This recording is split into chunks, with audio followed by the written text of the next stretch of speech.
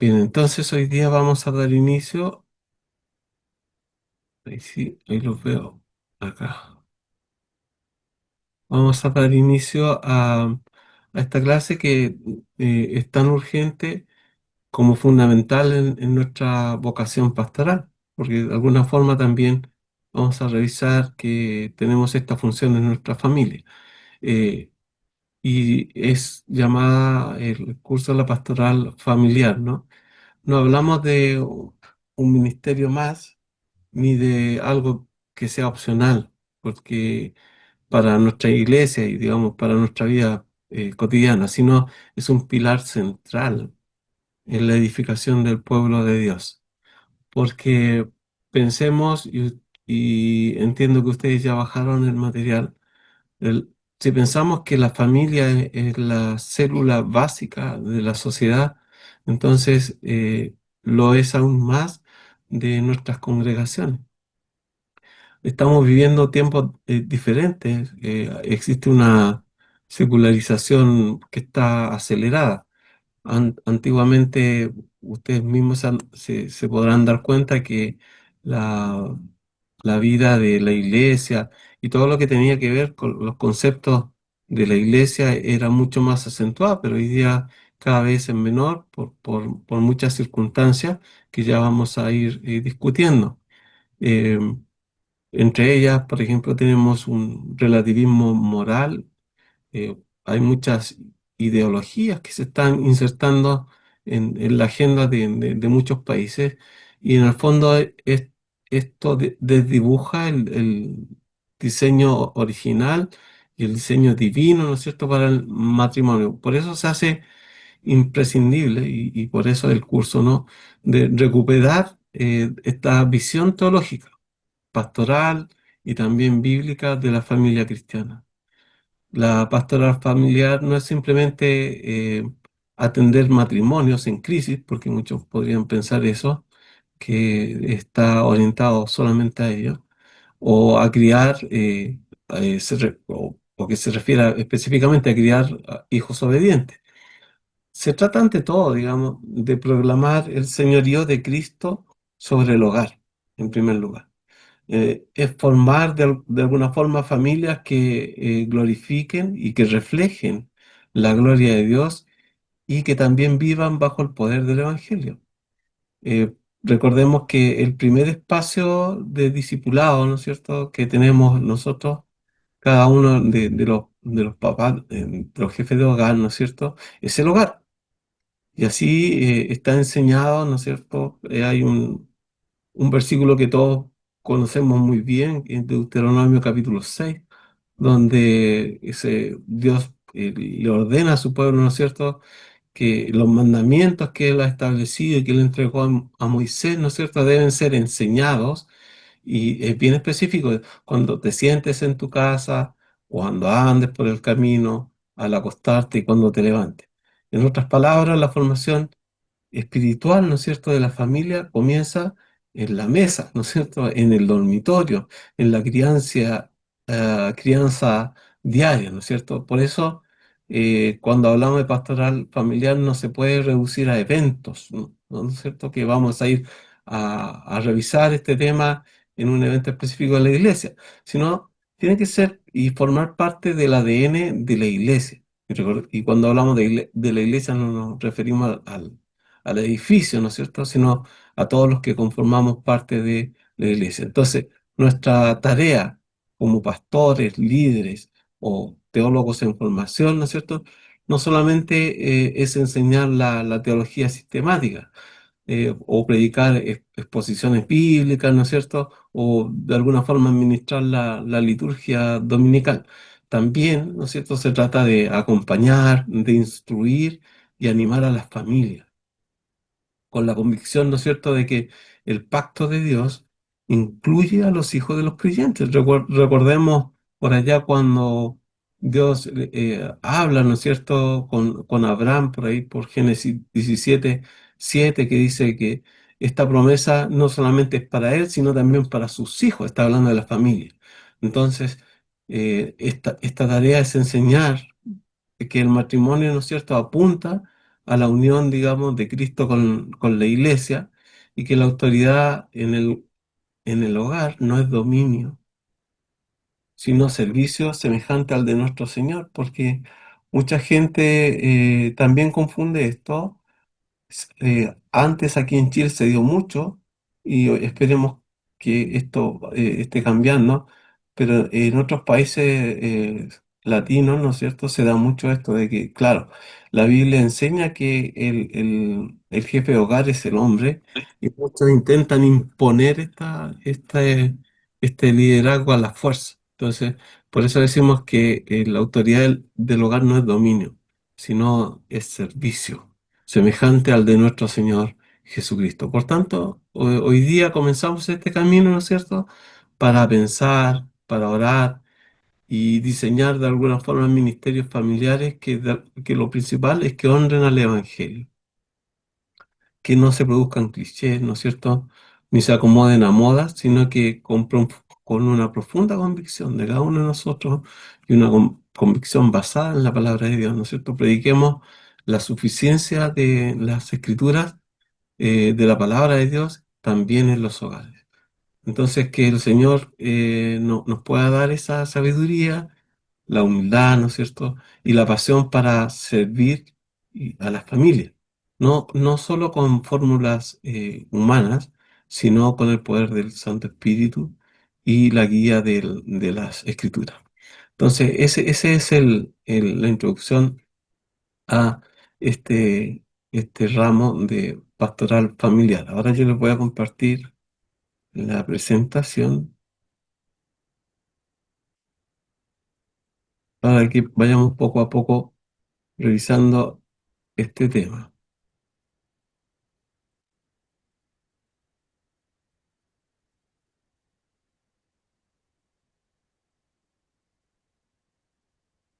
Entonces, ahí, por favor, me dicen si se ve un dedito para arriba, y ahí voy a entender que se está viendo la presentación. Ya. Entonces, la familia en el reino de Dios, ¿no es cierto? Y esto es lo que vamos a ver, el fundamento teológico y la misión transformadora que tiene esta familia, ¿no es cierto? Que como un agente, porque ahí vamos a ver que es un agente. Entonces tenemos el objetivo final de todo este estudio es comprender cuál es el rol de la familia, primero, que está inserto dentro del reino de Dios, cuál es el origen, ¿no es cierto?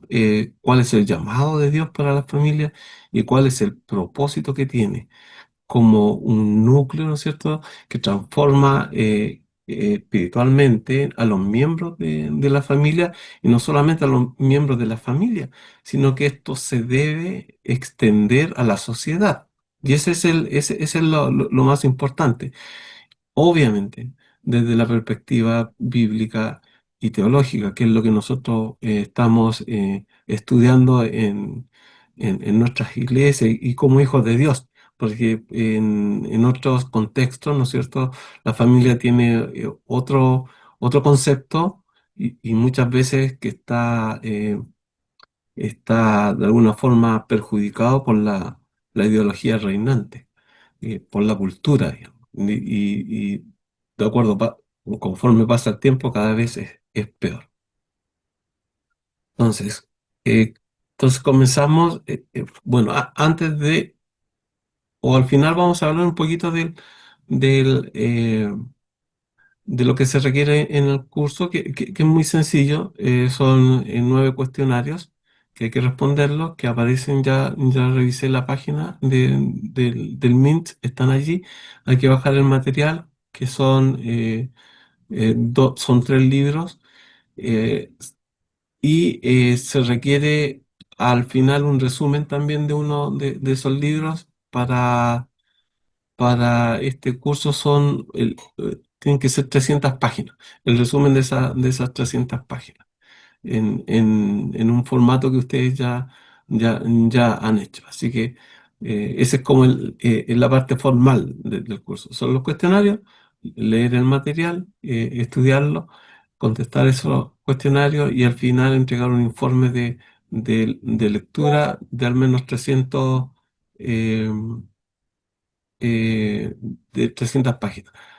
Si alguien no puede ingresar a la plataforma o no tiene las credenciales o cualquier cosa, por favor nos pueden en el WhatsApp del grupo indicar el nombre para poder contactarnos con él y habilitarle el acceso, si es que no lo tiene.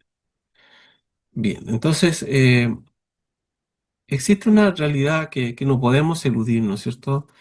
Y que es que la familia, ¿no es cierto?, es la estructura social, ¿no es cierto?, más antigua e influyente de todas cuantas existen. No existe otra estructura más importante como la familia.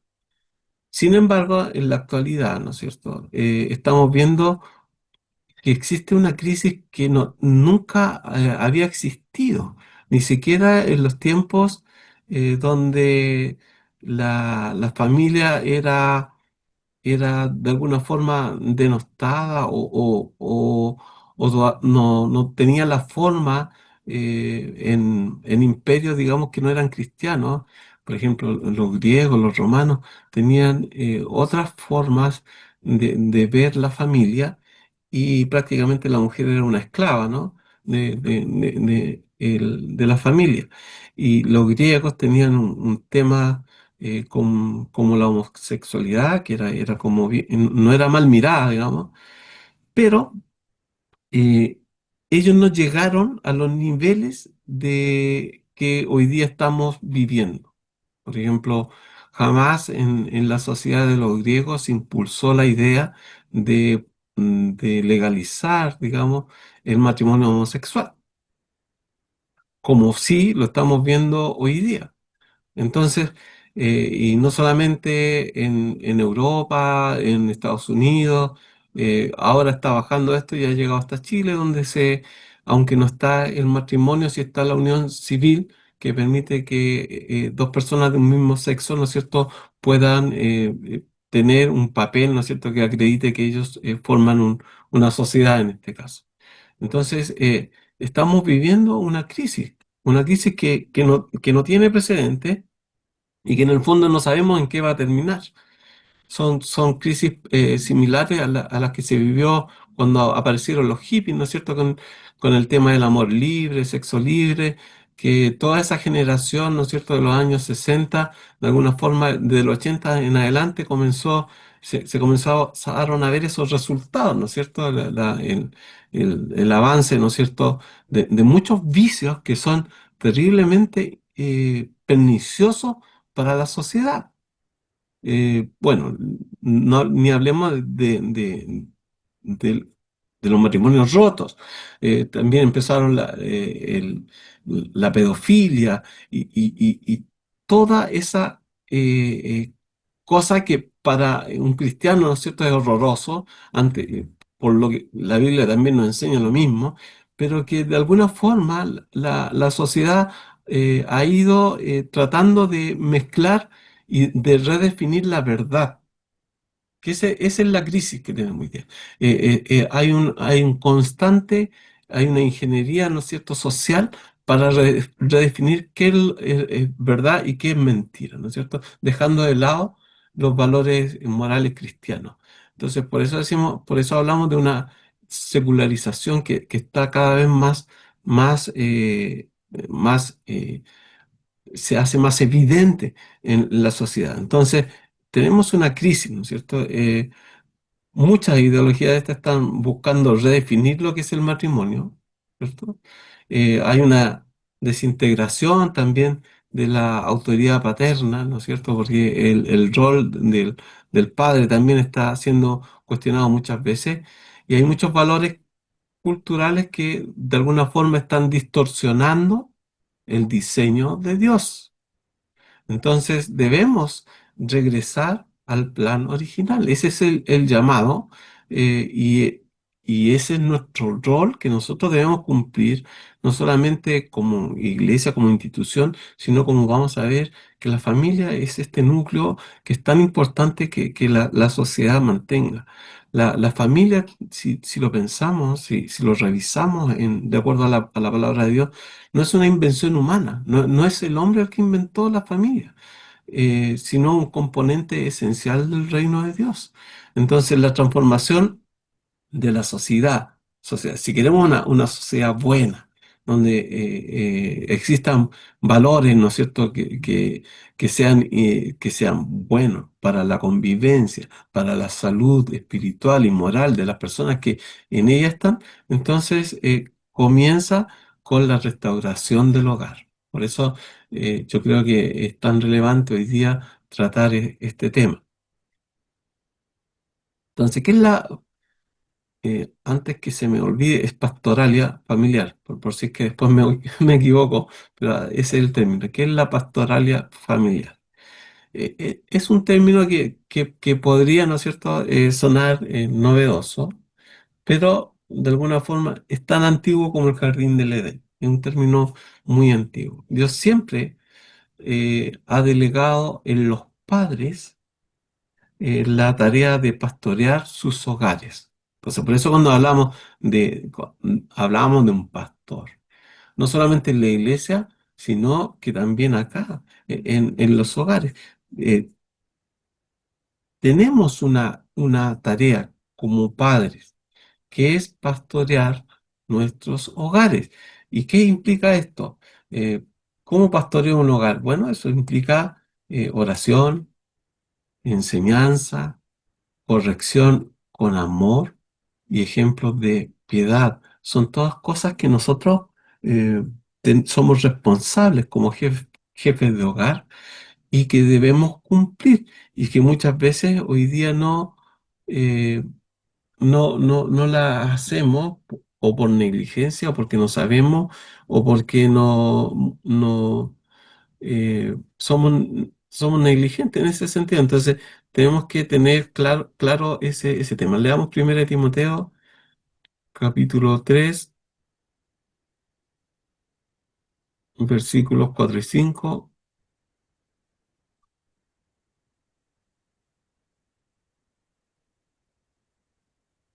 Que gobierne bien su casa.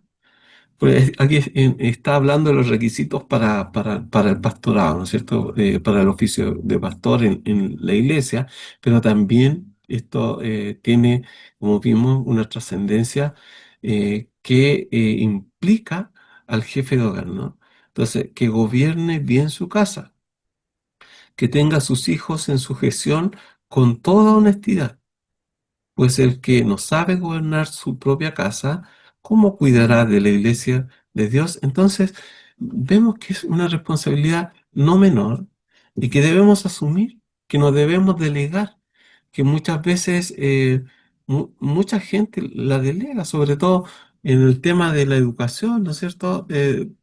Cuando pasan cosas en los colegios, vamos como a alegar al colegio, oye, pero ¿por qué no hicieron, no se preocuparon de enseñarle estas cosas a mis hijos?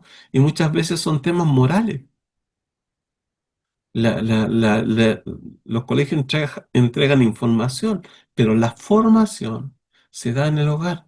Y más si es un hijo, ¿no es cierto?, que está en el núcleo de una familia cristiana, esos valores los debería transmitir el jefe de hogar. Bueno, la iglesia obviamente tiene que ir, pero la responsabilidad va un par de horas en la semana, pero todo el resto de la semana el papá tiene que estar cumpliendo este rol.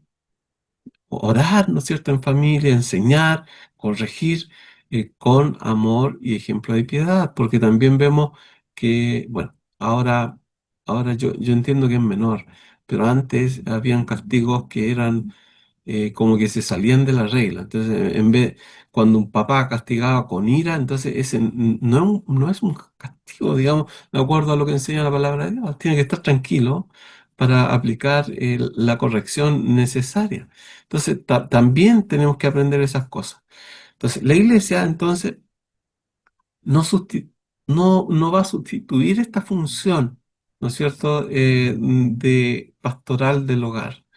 Eh, sino la refuerza. Entonces, lo que se hace durante la semana El trabajo que tenemos como papás, como los jefes de hogar, se refuerza, ¿no es cierto?, en la iglesia. En el que no debería pasar que el niño nunca haya escuchado o nunca haya visto al papá orar o a la mamá orar, o que todos hayan orado en conjunto y que hayan leído la palabra en conjunto, y que sea una sorpresa para él alguna enseñanza bíblica que nunca recibió en la casa cuando va a la iglesia. No debería ser así. Entonces, la iglesia no sustituye esta función, por eso es tan importante.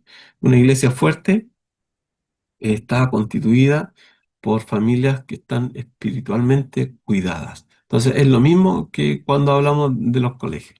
Entonces, nosotros como jefes de hogar debemos cumplir esta labor. Entonces, vamos a ver ahora la justificación de la pastoral familiar. Entonces, podemos preguntar, ¿no es cierto? ¿Por qué podemos hacer este análisis, un pequeño análisis? ¿Por qué muchas iglesias, ¿no es cierto?, están estancadas? Entonces, entonces, podríamos responder esto y es una realidad, porque las familias están espiritualmente debilitadas y tenemos muchos hijos, ¿no es cierto?, que abandonan la fe. Tenemos deserción en cuanto a ello, ¿no es cierto? Tenemos padres, ¿no es cierto?, que no tienen una visión del reino de Dios, y hay hogares con tensiones o peleas que no están resueltas.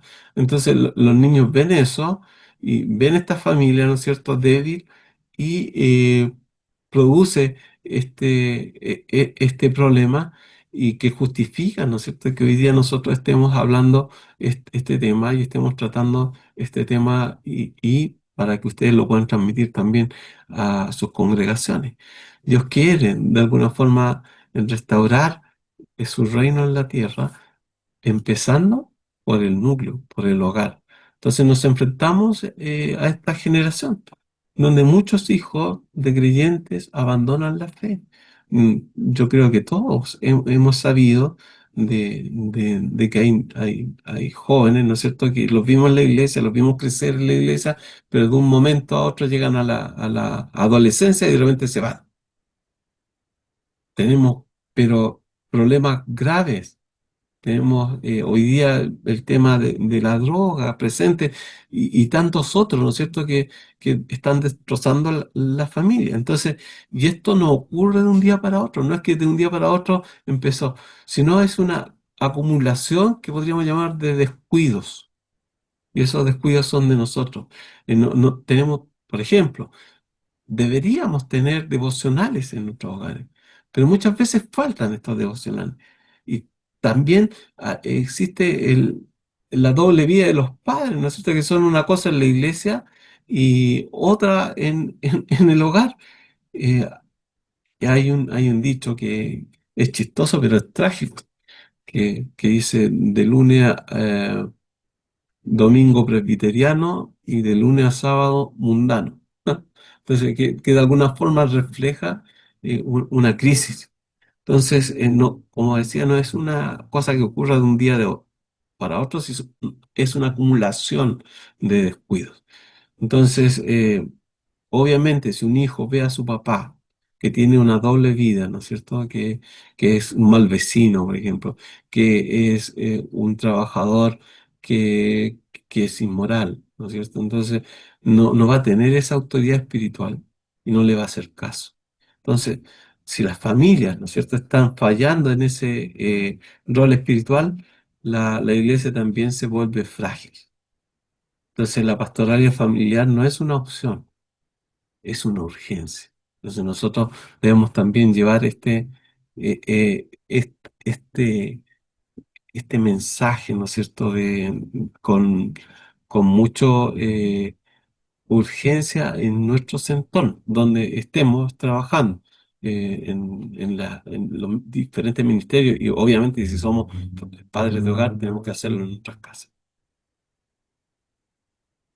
La familia vemos que es el diseño original del reino. Entonces, desde el principio nosotros podemos ver, cuando empezamos y comenzamos a leer la escritura, que Dios usó a las familias.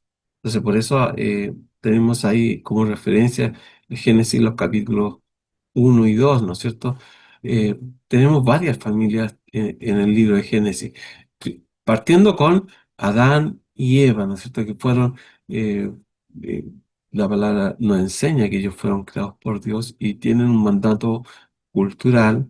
Ustedes lo pueden ver ahí con más tranquilidad en el material, pero Génesis 1 del 27 al 29 aparece lo que Dios le ordena a esta familia. Vamos a leer solamente ese y después vamos a leer Deuteronomio porque creo que es relevante.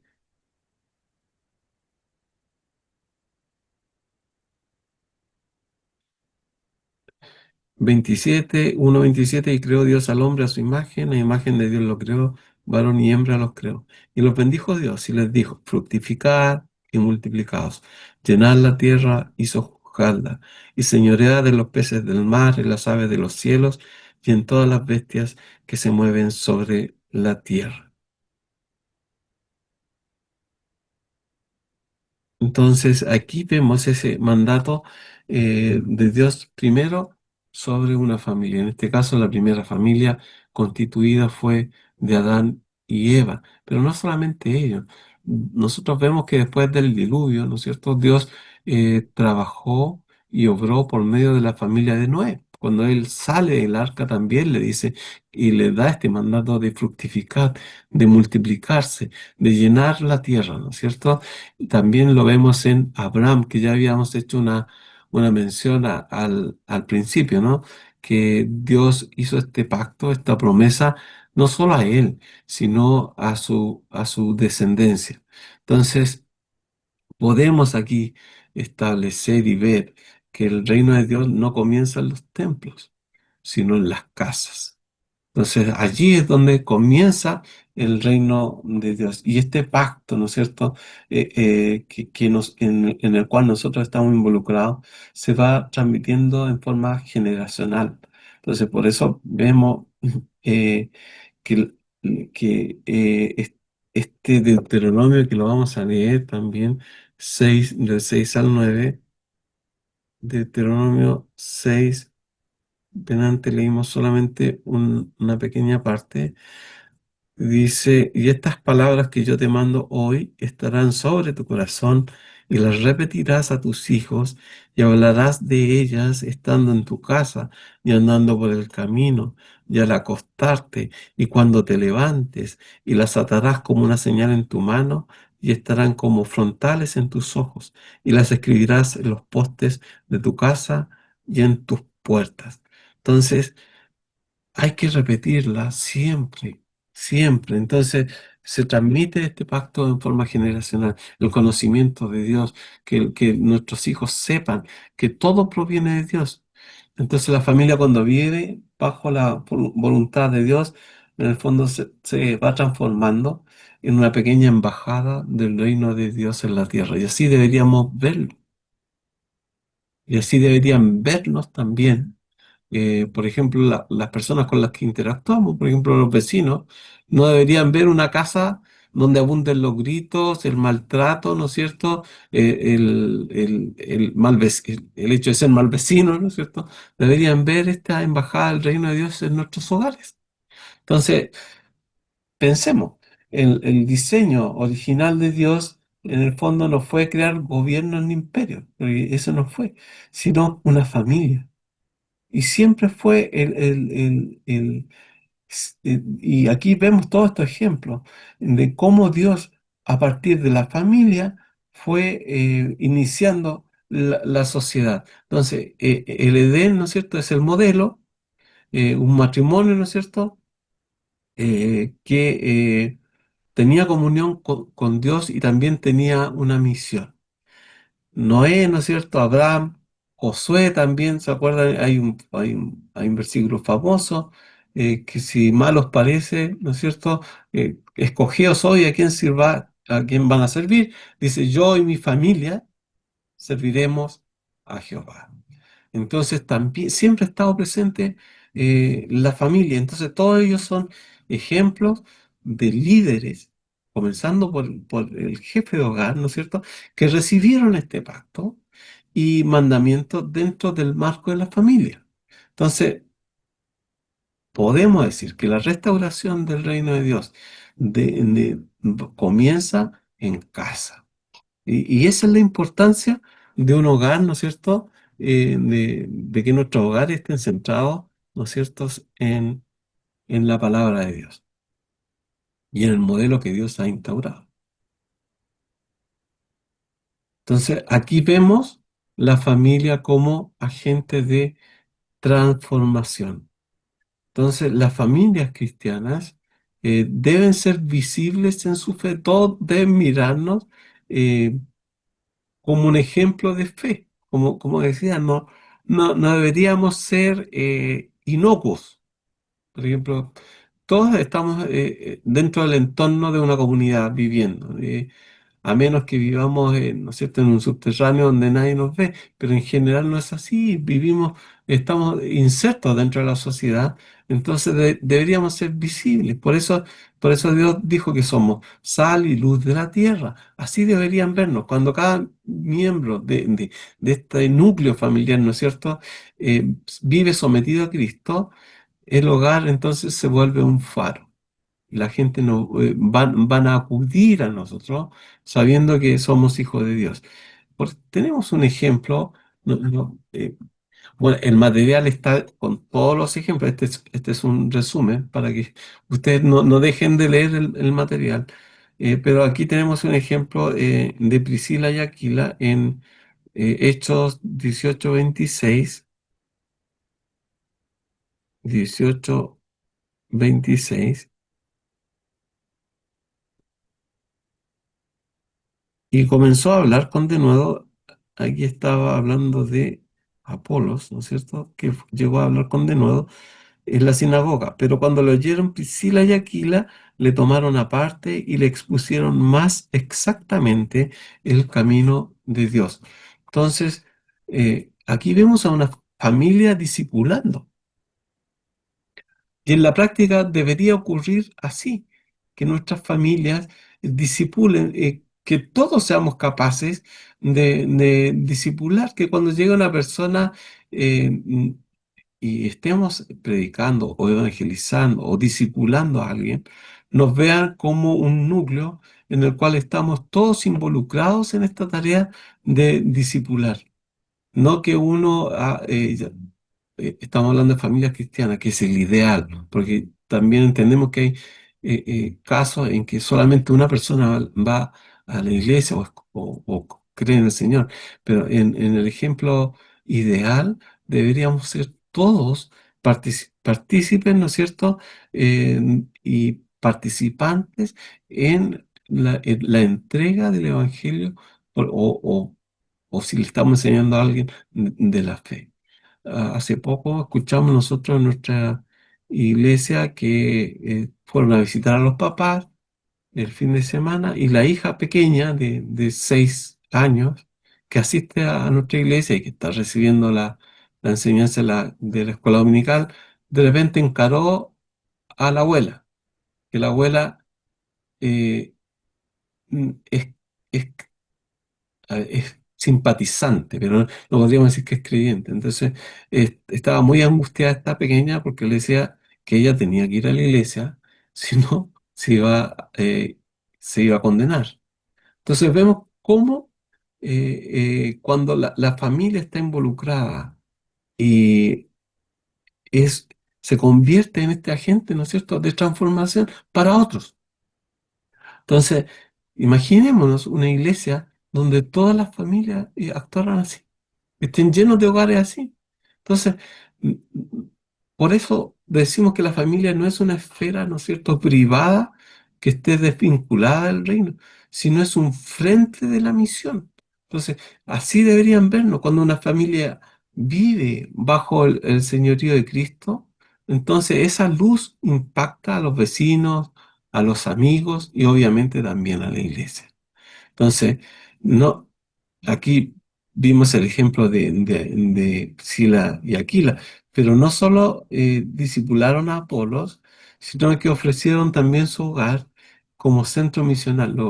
allí, y así comenzaron muchas de las iglesias, ¿no es cierto?, en los hogares de los primeros cristianos. Entonces, cada casa, en el fondo, debería ser un altar y una plataforma misionera. Entonces, cada persona que llegue a nuestro hogar eh, debería, ¿no es cierto?, ver en nosotros este ejemplo de, de eh, cómo vivimos el Evangelio como familia. Veamos también Segunda Crónicas 7:14, el ejemplo que aparece allí. Segunda Crónicas 7:14. Si se humillare mi pueblo, sobre el cual mi nombre es invocado, lloraren y buscaren mi rostro, y se convirtieren de sus malos caminos, entonces yo oiré desde los cielos y perdonaré sus pecados y sanaré su tierra. Entonces, ese es el impacto, ¿no es cierto?, que podemos producir en la medida que, como agentes, ¿no es cierto?, de esta transformación, impactamos a la sociedad. No solamente en la iglesia, como decíamos, sino en el lugar donde nos estemos desenvolviendo como una familia cristiana, que así deberían ver.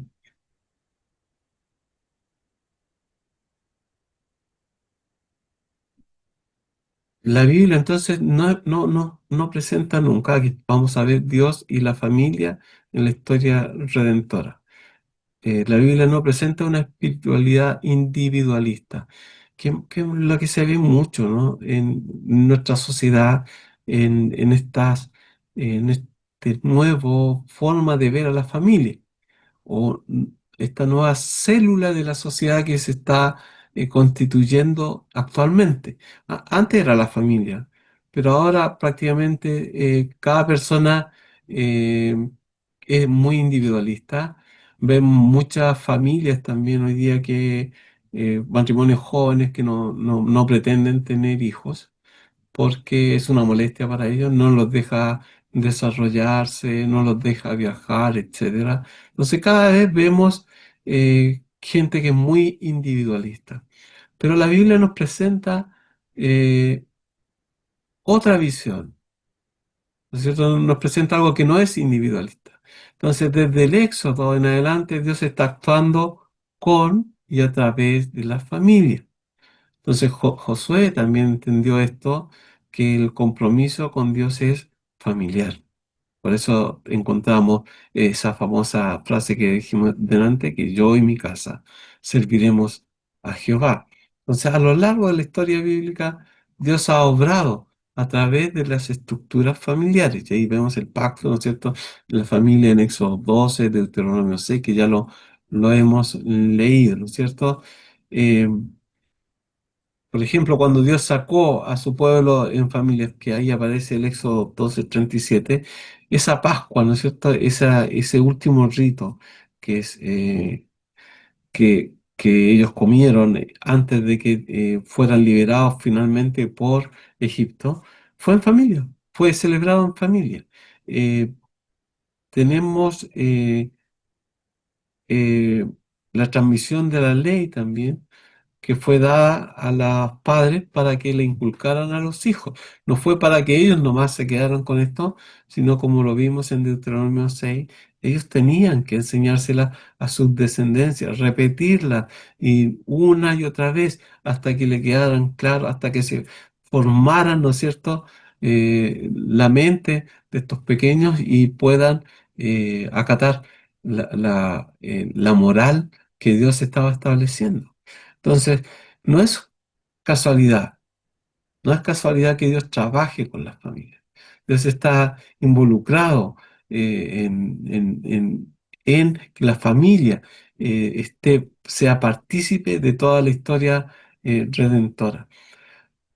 Como decíamos, y como hemos visto en todos estos ejemplos, Dios no solo salva individuos, sino que llama a familias a entrar, ¿no es cierto?, en pacto con Él. Entonces, esa es una cosa que es más importante de las familias y que nosotros debemos tener presente. Vamos a ver la familia pastoral, el ejemplo y el desafío. Un liderazgo pastoral auténtico, como decíamos, comienza en la familia. Ya leímos 1 Timoteo 3:5. Si un pastor, en el fondo, y todos somos llamados a ejercer, ¿no es cierto?, este liderazgo en nuestros hogares. Si un pastor no puede guiar su casa, ¿cómo va a guiar a la iglesia? Entonces, eh, hay que evitar de alguna forma los extremos, ¿no es cierto? No es ni imposición, obligar, ¿no es cierto?, a las personas, ni desinterés. La familia pastoral debe ser un modelo de la salud espiritual. Por lo tanto, debemos tener que tener mucho cuidado en este tema. El hogar del pastor, digamos, o de cada hijo de Dios, de cada líder, es su primer campo misionero. Allí es donde él debe actuar. Un pastor, bueno, y ahí en el material ustedes van a leer cuáles son las posturas sobre la esposa del pastor, ¿no es cierto? Hay muchas congregaciones que hablan de que la esposa del pastor es la pastora. En muchas congregaciones se piensa así, que porque en este caso el varón tuvo el llamado pastoral, inmediatamente, automáticamente, la señora pasa a ser la pastora o la... acá nosotros le llamamos sociedad femenina, y que tiene que ser la líder de la sociedad femenina o también la líder de la escuela dominical. Pero no es así, no es así. Ahí en el material hay una extensa discusión con respecto a este tema. Se tiene que involucrar en forma saludable, pero no automáticamente, no automáticamente se transforma en la pastora. Pero ¿a qué queremos llegar con esto? Que un pastor, por ejemplo, que pierde su familia en el proceso ministerial, ha fallado en su llamado. Hay mucha gente, y no solo pastores, sino también líderes, eh, dicen, no, sí, todo para la iglesia y descuidan a la familia. Entonces, tenemos que ser capaces de organizar los tiempos. Entonces, por eso dice, el liderazgo comienza en la casa. El llamado al servicio de Dios, dijimos que somos agentes del reino de Dios y eso comienza en la familia. Bueno, la iglesia son varias familias, pero en la casa también nosotros tenemos que ejercer la misma labor espiritual y no debemos descuidarla. Yo he escuchado mucha gente, muchos testimonios, que hay familias partidas de repente por lo mismo, porque existe un descuido de la labor que tiene que realizar en la familia. Entonces, como decíamos, estas posturas sobre la esposa del pastor no se trata de imponer un rol a la esposa ni tampoco de vincularla, sino discernir fielmente, ¿no es cierto?, a la luz de la palabra de Dios, cuáles son sus dones y alinear estos dones, ¿no es cierto?, con el servicio eh, con libertad, obviamente, y sabiduría. Entonces, si ella tiene un don, bueno, lo va a utilizar, al igual que lo deben realizar todos los componentes de la iglesia. No, aquí no es que por el hecho de ser la esposa automáticamente pasa a asumir estos roles. La iglesia, entonces, tiene que ver modelos reales de familias saludables en los líderes. Entonces, por eso decíamos, si un líder falla en la casa, por darle demasiado eh, tiempo a las labores, ¿no es cierto?, que se están realizando en la iglesia y descuida la familia, entonces está dando un mal ejemplo, finalmente. En la suma y resta está dando un mal ejemplo. Entonces nosotros tenemos que tener, como aparece allí, ese involucramiento saludable.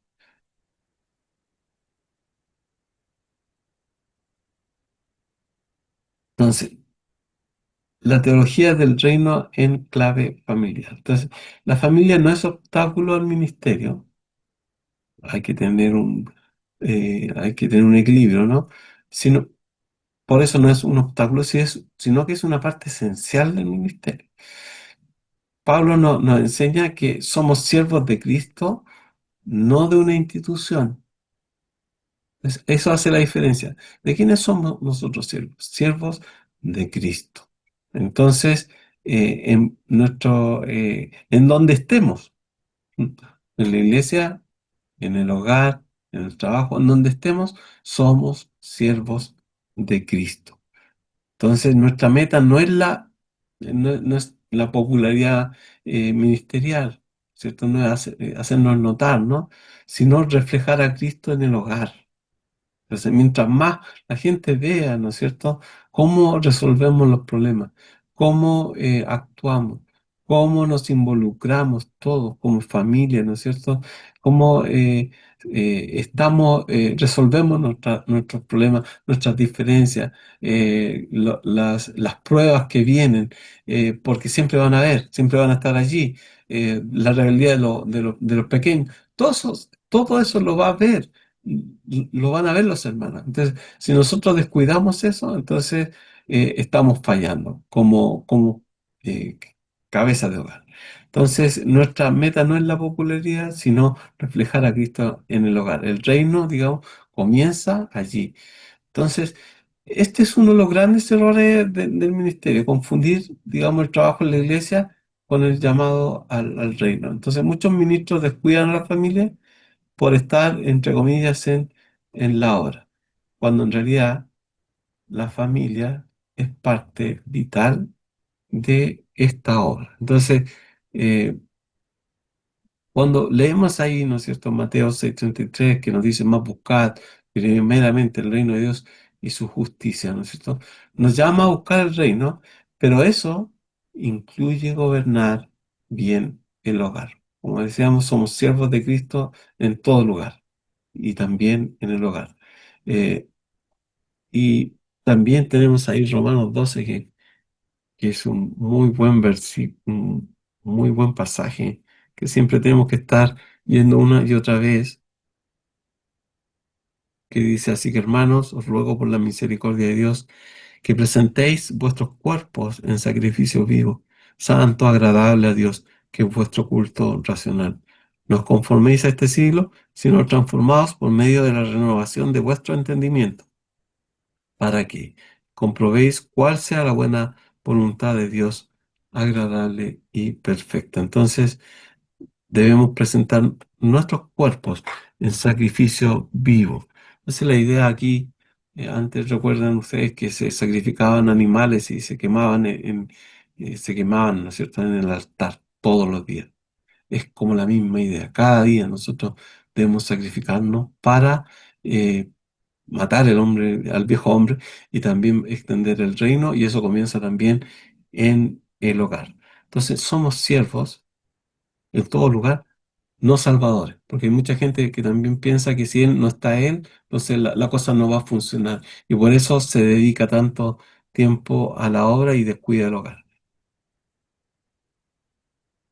¿Cuál es el mandato de Génesis? Que es multiplicarse con propósito. Entonces, aquí no se trata solamente de un tema biológico, ¿no es cierto? Bueno, obviamente en Génesis comenzaron con dos personas y era muy necesario. Pero hoy día, ¿no es cierto?, donde tenemos mucha gente, no solo se trata de la parte de reproducción, ¿no? Sino también es un mandato a multiplicarse con propósito, y eso involucra la espiritualidad. Entonces, cada hijo debe ser discipulado en casa. Y esa es nuestra mayor labor. Así como Timoteo, cuya fe, ¿no es cierto?, fue sembrada, ¿no es cierto?, por su madre y su abuela, como después lo reconoce el apóstol Pablo. No hay lugar más estratégico para la misión, para esta misión, de discipular a nuestra familia que el hogar. Entonces, no es solamente tener hijos, sino formar generaciones. Y eso se forma en el hogar. Entonces, Timoteo, ya vimos, es fruto de una madre y una abuela piadosa. No esperemos que la escuela dominical, ¿no es cierto?, haga lo que nosotros nos corresponde en casa. Tenemos Esa es nuestra labor y tenemos que hacerlo. La fe se transmite mejor cuando se vive con coherencia. Por eso, si nos ven a nosotros, eh, no, si estoy bien vestiditos para la iglesia y hablar bien allá, pero llegamos a la casa y somos otra cosa, entonces eso no va a ayudar para nada a que nuestros hijos crezcan en la fe. Entonces, tenemos que vivir con coherencia, vivir con amor por nuestros hijos y tener una dedicación diaria.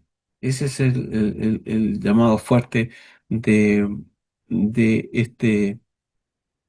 este material de la pastoralia familiar. Y como conclusión, eh, la familia y reino es una misión conjunta. La iglesia no es un fin en sí misma, la familia tampoco. Ambas, de alguna forma, existen, ¿no es cierto?, para glorificar a Dios y extender su reino. Esa es la misión.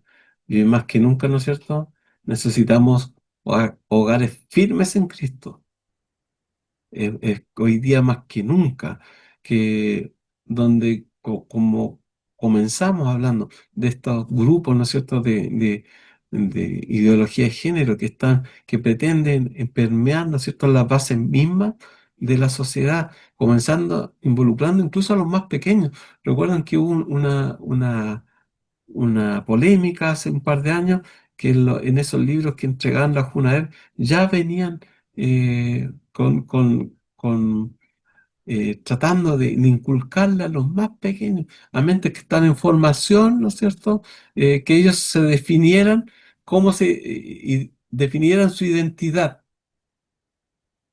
Entonces, por eso es tan importante. Necesitamos hogares firmes en Cristo. Necesitamos que nuestros hijos sepan y tengan claridad del modelo, del diseño que Dios hizo, hombre y mujer. No hombre y mujeres, no hombre, ni mujer, sino hombre y mujer. Es el diseño original y es el mejor diseño para la sociedad, para el mundo entero. Y eso es lo que debemos defender. Entonces, aparte, tenemos y es nuestra pega más importante, nuestros hogares también tienen que estar firmes en Cristo. Nuestro testimonio comienza en la casa, para que el mundo, ¿no es cierto?, vea en nosotros un reflejo del cielo. La misión eh, comienza, ¿no es cierto?, en nuestros hogares. Entonces, como iglesia debemos dejar de ver las familias como asistentes a los cultos y comenzar a verlas como unidades misiológicas. Cada familia debemos enseñarles que tienen que realizar estas cosas en su hogar. Dios no busca, ¿no es cierto?, familias perfectas, porque no podríamos encontrarlas, sino familias dispuestas, que estén disponibles a poder realizar esta labor en su hogar. Entonces, pidámosle al Señor en este caso que nos ayude también a realizar esta labor. Bien, vamos a dejar un par de minutos para ver si tienen algún comentario y alguna pregunta que podamos contestar. Como siempre decimos, aquí hay un grupo de profesores detrás. Entonces, si yo no sé algún tema, lo consultamos y tenemos el WhatsApp, ¿no es cierto?, para ir resolviendo los temas. Así que si es que alguien quiere comentar algo, tenemos un par de minutitos para hacerlo. Si tienen dudas del material o de la forma, yo traté de hacerlo al principio, pero si es que alguien no lo escuchó, eh, hay que responder los cuestionarios y hacer el trabajo de lectura e indicarlo, ingresarlo al final del curso. Hermano Andrés, Ujú. hola, buenas noches. Buenas. Bueno, primero que todo valorar la exposición que usted realiza bastante clara, de lo que extrae del mismo texto. Y luego de eso me quedé pensando en algunas reflexiones que tuvo que fueron bastante importantes para mí escucharlas. Bueno, más que una pregunta, una reflexión, porque pienso en el desafío al, al que nos mueve esta pastoralia familiar. El desafío como padre, primeramente, porque claro, uno ve el día a día y lo ve cruzado de una serie de actividades laborales, especialmente, y que precisamente buscan sostener también a la familia.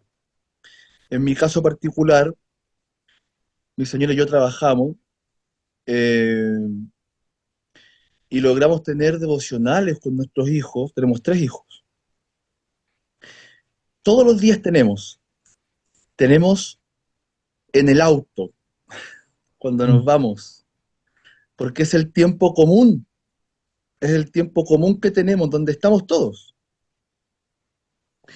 Y tratamos de hacerlo permanentemente. A veces pienso que no es el óptimo desde el punto de vista del mejor espacio, el mejor tiempo. Eh, Aún así, es evidente que falta. Entonces me veo como convocado a este llamado a hacer misión primeramente en la familia. Y luego de eso también, en virtud de otra reflexión que usted tenía, compartirles que yo fui parte de una familia pastoral, eh, pero no teníamos pastoral, o sea, la familia no tenía pastor, por así decirlo, porque nuestro pastor estaba entregado a la obra, un pastor presbiteriano, entregado 24/7 a la obra. Entonces, no teníamos nosotros una pastoral permanente que aconsejara, recibíamos el consejo general desde el punto de vista de la predicación que el mismo pastor tenía. Entonces también pienso en la, ¿cómo decirlo?, en la delgada línea que hay entre el cumplir con todas las funciones propias del llamado versus quizás el llamado más importante también, que es el llamado en la primera iglesia, como se dice, ¿no es cierto?, Claro. que es la familia. Yo traté de anotar algunas reflexiones textuales suyas, por ejemplo, una pregunta que usted hizo: ¿por qué muchas iglesias están debilitadas? Y que tiene que ver precisamente con la crisis que hay en la familia cristiana. Yo pienso en nuestra realidad, pero a lo mejor esto puede ser una opinión personal. Lo contrastábamos con un pastor de Colombia que nos hacía clase los sábados. Eh, Pienso en nuestra debilidad, perdón, en nuestra realidad presbiteriana a nivel nacional, que pareciera que estamos en iglesias que están debilitadas. Eh, quizás como camino a la extinción, como hemos visto en otros lugares. Entonces pienso en la responsabilidad de la familia en torno a eso. Y hasta qué punto esa familia puede llegar, porque llega un minuto en que estos chiquillos, y especialmente cruzado con la enseñanza humanista de las escuelas, de las universidades, se escapan ya de la familia. Entonces, mire, quedo confrontado positivamente con esta primera clase, pero Qué bueno. me voy muy confrontado como padre, un Sí. poco apaleado, pero positivamente. Yo creo que todo, pues, es un tema que hace rato no se tocaba en el seminario. Y claro, se ve siempre como la consejería familiar, se ve siempre como desde ese lado. Entonces este es un poquito más amplio. Y, y claro, ¿no? En la realidad de nuestra iglesia también se ve esa crisis, digamos. Entonces, hemos tenido matrimonios así, ¿eh? Y que, como yo decía, es un conjunto de cositas que se van sumando y que finalmente desencadenan que, por ejemplo, un hijo finalmente se vaya por el mal camino, ¿no? Mm, Entonces, ese es el peligro, digamos, y que afecta a la familia. A veces las así es. familias no quieren ir por vergüenza, ¿me entiendes?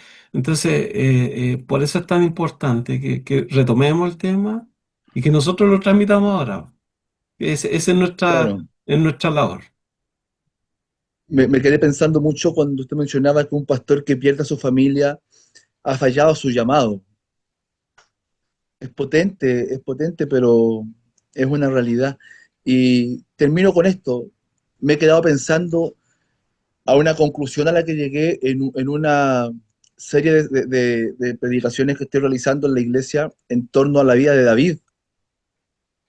Entonces, en el sermón uno, en las aplicaciones prácticas de lo que reflexionábamos ahí, de repente en el estudio de la palabra me di cuenta en la expectativa que tenía, en la baja expectativa que tenía Isaí de su hijo David, que no lo invitó a la comida, ¿no es cierto? O sea, al holocausto en realidad con Samuel, Claro, versus la alta expectativa que tenía Samuel como papá respecto de sus hijos, los hijos.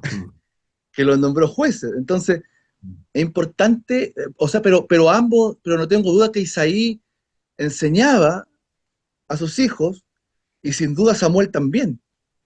Entonces, el llamado como padre es enseñar, estar ahí permanentemente, enseñando el pasto, digámoslo Es así. formar, Formar, claro, formar. que va a involucrar entre la Sí, enseñanza y un poquito más, claro, más completo, que a todos nos así es. cuesta. Yo, no, yo estoy facilitando el curso, pero también son cosas que también me involucran y que me llegan, que son importantes. ¿Alguien más como para ya cerrar? Hermano Andrés, Hola, buenas. buenas. En el último, en uno de los párrafos dice, eh, nuestro destino como familia es ser gobernados por Dios, pero necesitamos tomar una decisión firme con nuestras familias. Y creo que, siguiendo el comentario de Gerson, am, hoy día creo que la iglesia carece de esta decisión.